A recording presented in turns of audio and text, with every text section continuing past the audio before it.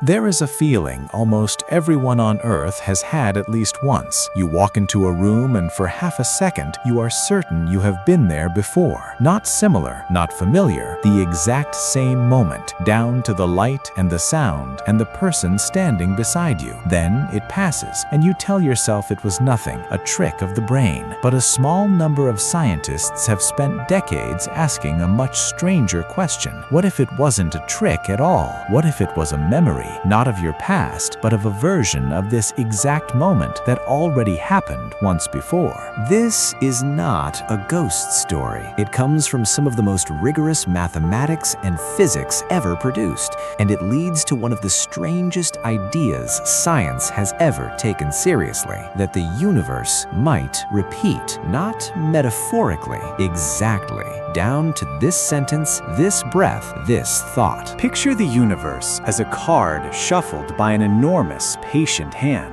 Every arrangement of every particle in existence is one shuffle. In 1890, the mathematician Henri Poincaré proved something unsettling about systems like this. Given enough time, a closed system with a finite number of possible states will eventually return to a state extremely close to where it started, not approximately close, arbitrarily close if you wait long enough. This is called the Poincare Recurrence Theorem, and it wasn't written about consciousness or time loops. It was written about gas particles bouncing in a sealed container. But the universe, in a certain sense, is also a sealed container, a finite number of particles, obeying finite physical laws inside a finite amount of space. If the universe has a finite number of possible arrangements of matter, and it exists for long enough, the math says it has to happen again. Not once, infinitely many times. The recurrence time calculated for a universe like ours is almost incomprehensibly long, longer than the current age of the universe by more zeros than most calculators can display.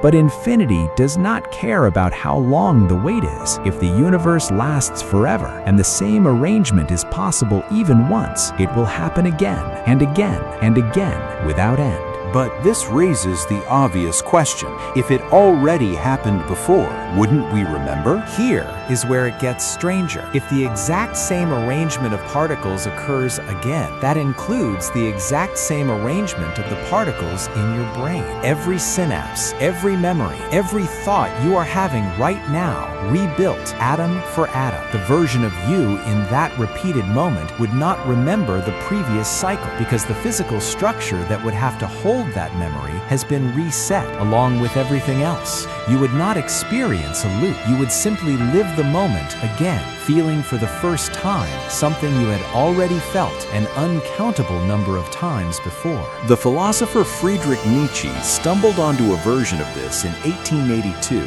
Though he wasn't doing physics, he wrote about a demon that visits you in your loneliest moment and tells you that you will have to live this exact life again and again, forever, down to every pain and every joy, unchanged and repeated eternally. He called it the heaviest weight a thought could carry. He meant it as a test of how you feel about your own life. Physicists a century later would find that the actual mathematics of a finite universe can produce something disturbingly close to what he described, not as a metaphor, but as a mechanical consequence of how matter behaves over enormous stretches of time. So if this is real, where would the evidence be?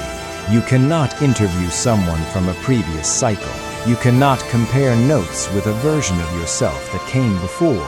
But a small number of researchers have looked for smaller scale versions of the same idea, evidence of overlap in a place you would never expect: human memory.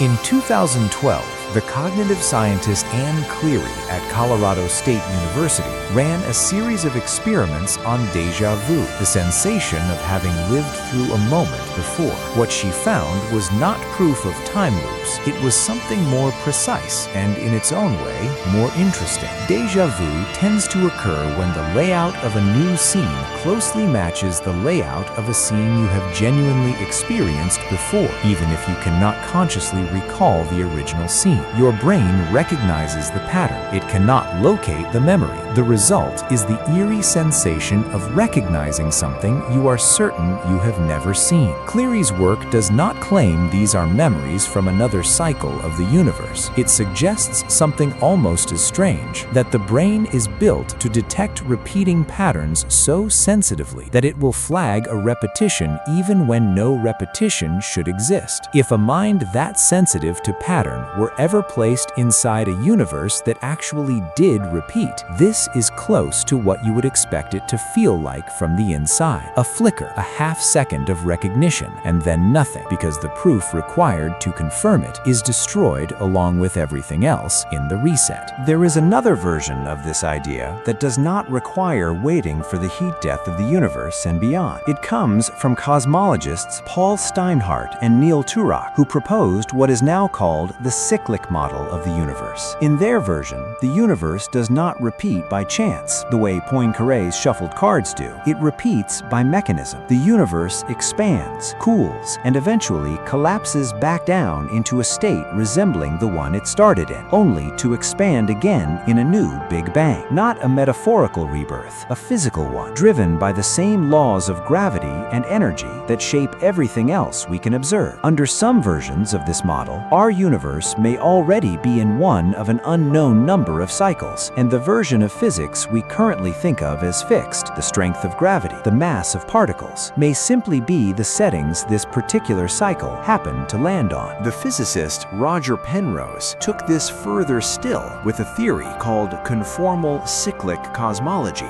in which the impossibly distant future of one universe, stretched out and emptied of matter, becomes mathematically identical to the impossibly compressed beginning of the next. In Penrose's version, the end of everything and the beginning of everything are, in a very real mathematical sense, the same event seen from two directions. None of these ideas are confirmed. All of them remain contested inside physics, and some, like the recurrence theorem applied to the entire cosmos, may never be testable in any human lifetime or in any number of human lifetimes. But they are not fringe fantasy either. They come from working through the same equations that gave us GPS satellites and nuclear power, pushed to their logical, uncomfortable conclusions. So, if you have ever stood somewhere new and felt for half a second that you had stood there before, you were probably experiencing nothing more than an overly pattern-hungry brain doing exactly what brains are built to do. But somewhere underneath that ordinary explanation sits a mathematical possibility that refuses to fully go away, that the arrangement of atoms making up this exact moment,